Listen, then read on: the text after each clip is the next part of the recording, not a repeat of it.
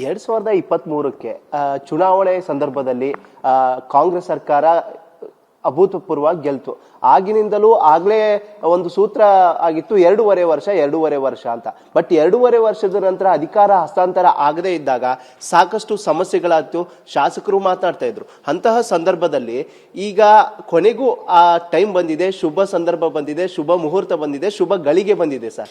ಈಗಿನ ಯಾವ ರೀತಿ ಉಳಿದಿರೋ 2 ವರ್ಷದಲ್ಲಿ ಅವರ ಆಡಳಿತಾವಧಿ ಹೇಗಿರುತ್ತೆ ಅಂತ.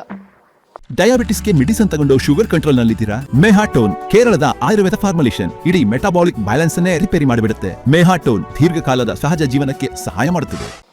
ಇಲ್ಲ, ಅವನು ಪ್ರಾಜ್ಞವಂತ, ಅವನು ಜನಕ್ಕೆ ಏನು ಮಾಡಬೇಕು ಗೊತ್ತಿದೆ. ನೋಡಕ್ಕೆ ಅವನು ಕೋಪಿಷ್ಠನಾಗಿ ಕಂಡ್ರೂ ಹೃದಯ ಒಳ್ಳೆಯದವತ್ತು. ಆ ರೀತಿಯ ಕಾಣ್ತಾನಷ್ಟೇ, ಅದರ ನಡವಳಿಕೆ ಸಂಬಂಧ ಇಲ್ಲ. ಆದರೆ ಖಂಡಿತವಾಗಿ ಒಂದು ರಾಜ್ಯವನ್ನು ಹೇಗೆ ಅಭಿವೃದ್ಧಿ ಮಾಡ್ಬೋದು, ನಾವು ರೈತರಿಗೆ ಯಾವ ರೀತಿ ಏನು ಮಾಡ್ಬೋದು, ಜನತೆಗೆ ಏನು ಮಾಡ್ಬೋದು ಅಂತ ಅರಿವಿರ್ತಕ್ಕಂಥವನು ಅವನು. ರೈತರ ಸಮಸ್ಯೆನೇ ಬೇಕಾದಷ್ಟಿದೆ ಇಲ್ಲೂ ಕೂಡ.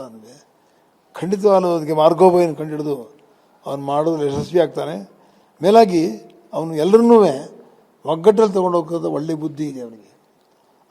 ಆ ಬುದ್ಧಿ ಸಾಕಾಗುತ್ತೆ. ಅವನು ರಾಜ್ಯವನ್ನು ಸುಭದ್ರವಾಗಿ ಒಳ್ಳೆ ಮಳೆ ಬೆಳೆ ಎಲ್ಲ ಬಂದು ಸುಭಿಕ್ಷವಾಗಿಟ್ಟು ಸಕಾಲದಲ್ಲಿ ಅವನು ತನ್ನ ಬುದ್ಧಿ ಉಪಯೋಗಿಸಿ ಇಲ್ಲಿ ಜನಗಳ ಮೆಚ್ಚುವಂಥ ಆಡಳಿತ ಕೊಡಬೇಕು.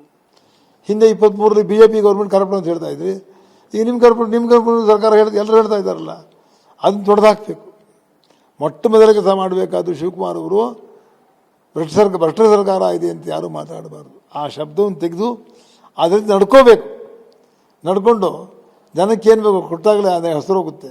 ಆ ಭ್ರಷ್ಟತನ ಇಲ್ಲ, ನಿರ್ಮೂಲನೆ ಮಾಡ್ತೀವಿ, ಸಂಕಲ್ಪ ಮಾಡಿದ್ದೀವಿ, ಒಳ್ಳೆ ಆಡಳಿತ ಕೊಡ್ತೀವಿ ಅಂತ ಹೇಳಿದ್ರೆ ಅವನಿಗೇನು ಸಮಸ್ಯೆ ಆಗಲಾರದು. ಆದರೆ ಜೊತೆಗೆ ಎಲ್ಲರೂ ತೊಗೊಂಡೋಗ್ಬೇಕಾಗುತ್ತೆ. ಯಾರೂ ಬೆಳ್ಳಿ ತಟ್ಟೆಯಲ್ಲಿಟ್ಟು ನೀವು ಮುಖ್ಯಮಂತ್ರಿ ಅಂತ ಯಾರೂ ಕೊಡಲ್ಲ. ಕಷ್ಟಪಟ್ಟು ಸಂಪಾದನೆ ಮಾಡಬೇಕು. ಅವನು ಕಷ್ಟಪಟ್ಟು ಬೇಕಾದ ಸುಖ ದುಃಖ ಎಲ್ಲ ಪಟ್ಟು ಸಂಪಾದನೆ ಮಾಡಿದ್ದಾನೆ. ದೇವರ ಅನುಗ್ರಹ ಮಾಡ್ತಾನೆ ಅಂತ ನನಗೆ ಪೂರ್ತಿ ವಿಶ್ವಾಸ ನನಗಿದೆ.